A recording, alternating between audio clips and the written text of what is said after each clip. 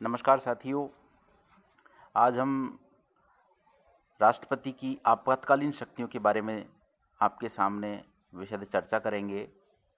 पूर्व में हमने राष्ट्रपति की सामान्यकालीन शक्तियां और किन किन व्यक्तियों की नियुक्ति राष्ट्रपति कर सकता है, किन को क्षमादान दे सकता है, क्या राष्ट्रपति उच्चतम न्यायालय से परामर्श ले सकता है, नहीं ले सकता है, क्या राष्ट्रपति को अध्यादेश जारी करने का अधिकार है या नहीं है, इन सभी बातों पर चर्चा की। और मैं समझता हूँ कि आपको राष्ट्रपति की सामान्यकालीन शक्तियों आराम से समझ में आ गई होंगी कि राष्ट्रपति की कौन कौन सी, जब सामान्य परिस्थितियाँ होती है शासन संचालन के समय, तो उस समय राष्ट्रपति किन किन शक्तियों का प्रयोग कर सकता है, तो वो आपको आराम से समझ में आ गया होगा। आज हम राष्ट्रपति की आपातकालीन शक्तियों के बारे में चर्चा करेंगे कि जब देश में आपातकाल की स्थिति होती है, देश किसी बाहरी युद्ध, आक्रमण, संकट से जूझ रहा होता है, या फिर देश की जो वित्तीय व्यवस्था है वो संकट में होती है, या राज्यों में शासन चलाना उतना आसान नहीं रह पाता, कि असंवैधानिक उपबंधों के आधार पर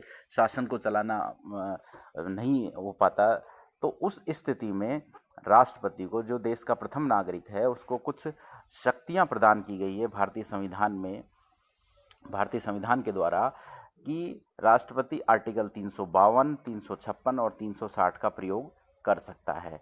और ये कुल मिला के 9 अनुच्छेद हैं जो राष्ट्रपति को आपातकालीन शक्तियां प्रदान करते हैं। ये अपने भाग 18 में उल्लेखित हैं।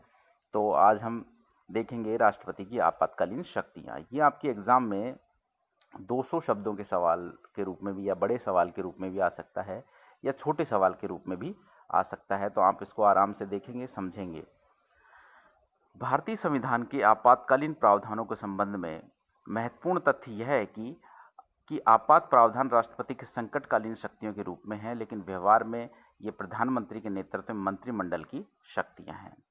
आपको पहले ही पता होगा कि जो इंडियन कॉन्स्टिट्यूशन है, भारतीय संविधान है, उसमें जो हमारा राष्ट्रपति है वो केवल नाम मात्र का प्रधान है। उसकी शक्तियों का वास्तविक प्रयोग हमारा जो प्रधानमंत्री है वो करता है। तो हम देखेंगे, लेकिन फिर भी ये शक्तियां राष्ट्रपति की शक्तियां ही कहलाती हैं, जिनको हम विस्तार से देखेंगे।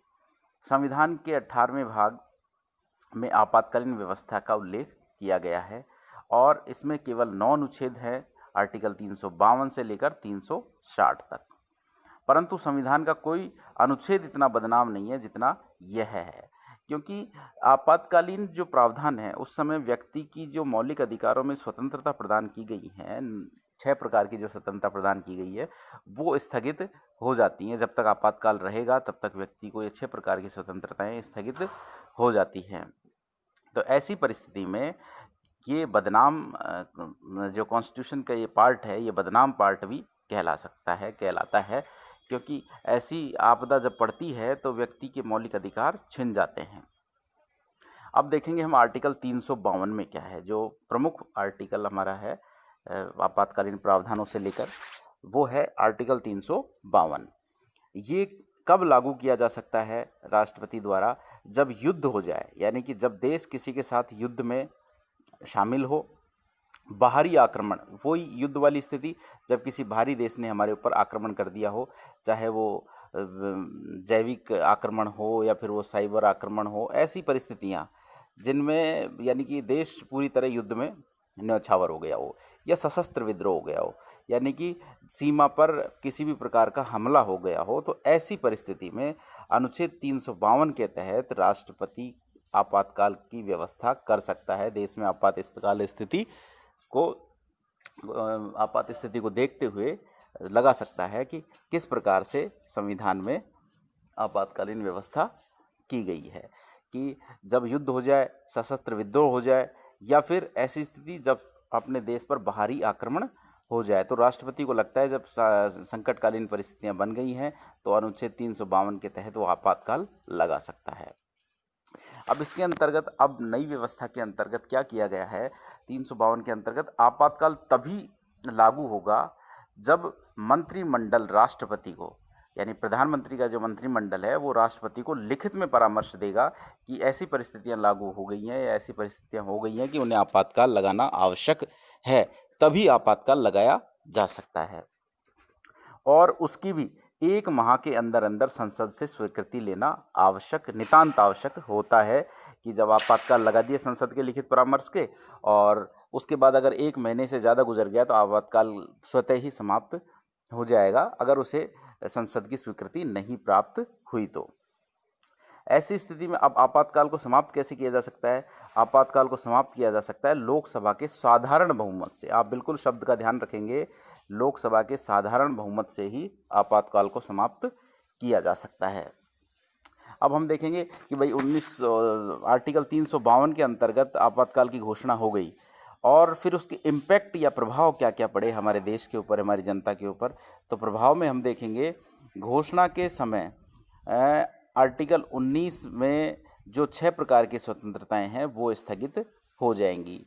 दूसरा है संसद को, जो हमारी पार्लियामेंट है उसको राज्य सूची के विषय, जो हमारे राज्य सूची के 66 विषय हैं उन पर कानून बनाने की शक्ति प्राप्त हो जाएगी। यानी कि संपूर्ण देश का शासन किसके हाथ में केंद्रित हो जाएगा? प्रधानमंत्री और मंत्रिमंडल की जो मंत्रिमंडल है उसके अंदर पूरा शासन केंद्रित हो जाएगा। व्यवहार में अब तक आर्टिकल 352 को या आपातकालीन स्थिति को 3 बार लागू किया है। एक बार 1962 में चाइना युद्ध के समय चीन ने जब भारत पर आक्रमण कर दिया उस समय आपातकाल लगा था। उसके बाद 1971 में जब भारत पाकिस्तान युद्ध हुआ था और बांग्लादेश अलग राष्ट्र के रूप में बना था। और अगला 1975 में आंतरिक अशांति के नाम पर आपातकाल लगाया गया था कि देश की आंतरिक स्थिति ठीक नहीं है और आंतरिक स्थिति को ठीक करने के लिए आपातकाल लगाया था। ये श्रीमती इंदिरा गांधी जी के शासनकाल में लगाया गया था। और ये बदनाम जो कॉन्सेप्ट है, मैंने आपको बताया कि ये 9 आर्टिकल हैं लेकिन सबसे ज़्यादा बदनाम है, वो इसी वजह से है कि 1975 में जो आंतरिक अशांति का नाम लेकर जो इन्होंने बनाया था, आपातकाल लगाया था, उस समय बहुत ज़्यादा ज़्यादतियाँ और इस तरीके की चीज़ें हुई थी। तब से ये बदनाम कॉन्स्टिट्यूशन के पार्ट के रूप में माना जाता है। अब देखेंगे हम अनुच्छेद 356 में अगर राष्ट्रपति को राज्यपाल प्रतिवेदन, राज्यपाल कहाँ होता है? राज्यों में राज्यपाल होता है। भारत में जितने भी राज्य हैं वो मिलकर एक संघ का निर्माण करते हैं, यानी कि भारत एक राज्यों का संघ होगा। आर्टिकल 1 के अनुसार भारत क्या होगा? आर्टिकल 1 के अनुसार राज्यों का एक संघ होगा, यानी कि भारत राज्यों से मिलकर एक संघ का निर्माण करेगा। तो ऐसी स्थिति में प्रत्येक राज्य में राज्यपाल होता है और राज्यपाल की नियुक्ति कौन करता है? राष्ट्रपति करता है। तो अगर राज्यपाल को नियुक्ति यानी कि राज्यपाल की नियुक्ति, राज्यपाल की पदच्युति यानी हटाना और लगाना दोनों राष्ट्रपति के हाथ में होता है। और ऐसी स्थिति में अगर राज्यपाल को ये लगे कि यहाँ संवैधानिक उपबंधों के आधार पर शासन नहीं चल पा रहा है या संविधान के प्रतिकूल शासन चल रहा है, तो वो अपना प्रतिवेदन राष्ट्रपति को प्रस्तुत करता है और किसी प्रकार से समाधान हो जाएगी। उसको ऐसी परिस्थितियाँ लगे, किसको? राज्यपाल को लगे कि राज्य में शासन चलाना आसान नहीं है या संवैधानिक उपबंधों के अनुसार शासन नहीं चल रहा है, तो वो राष्ट्रपति को प्रतिवेदन भेज सकता है और आपातकाल लगाने की अनुशंसा कर सकता है। राज्यपाल केवल अनुशंसा करेगा, राज्यपाल लगाता नहीं है आपातकाल। ये आपको ध्यान रखना है, इम्पोर्टेंट चीज़ है। आप ध्यान रखेंगे कि राज्यपाल केवल आपातकाल लगाने की अनुशंसा कर सकता है, ऐसा प्रतिवेदन भेज सकता है। किसके पास? राष्ट्रपति के पास।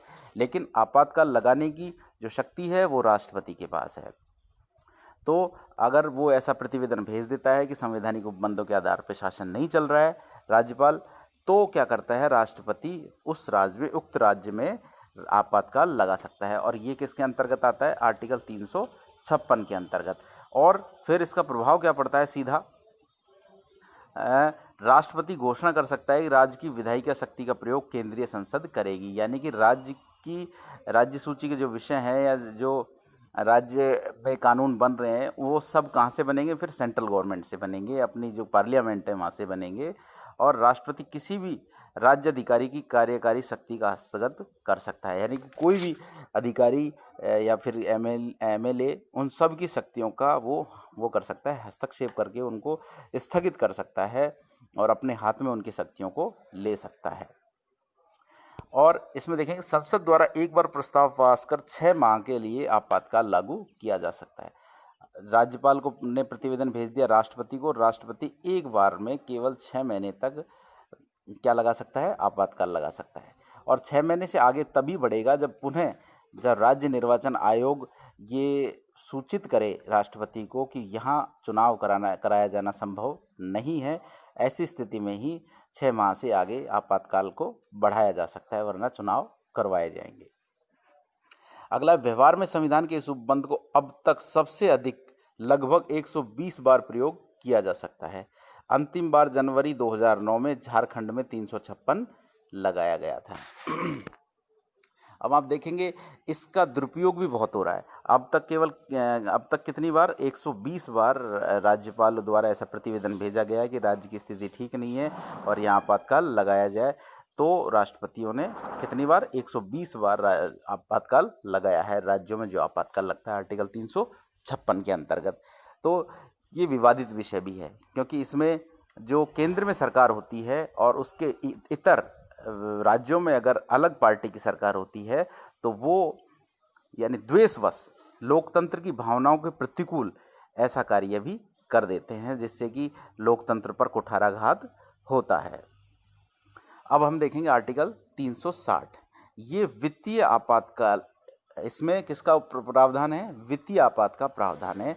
जब देश की मुद्रा संबंधी या देश की वित्तीय व्यवस्था को संकट उत्पन्न हो जाए तो ऐसी परिस्थिति में आर्टिकल 360 के अंतर्गत राष्ट्रपति वित्तीय आपात लगा सकता है, जिसमें जो नियम वो बना सकते हैं वो बनाएंगे वित्तीय व्यवस्था को दुरुस्त करने के लिए। लेकिन अभी तक इसका एक बार भी प्रयोग नहीं किया गया है, इसको अभी एक बार भी लागू नहीं किया गया है। ऐसी कोई परिस्थितियां भारत में पैदा नहीं हुई हैं जिनके अंतर्गत आर्टिकल 360 का प्रयोग किया जा सके। तो धन्यवाद फ्रेंड्स, मैं समझता हूँ कि राष्ट्रपति की आपातकालीन शक्तियाँ आपको अच्छे से समझ में आ गई होंगी कि राष्ट्रपति की क्या क्या आपातकालीन शक्तियाँ हैं।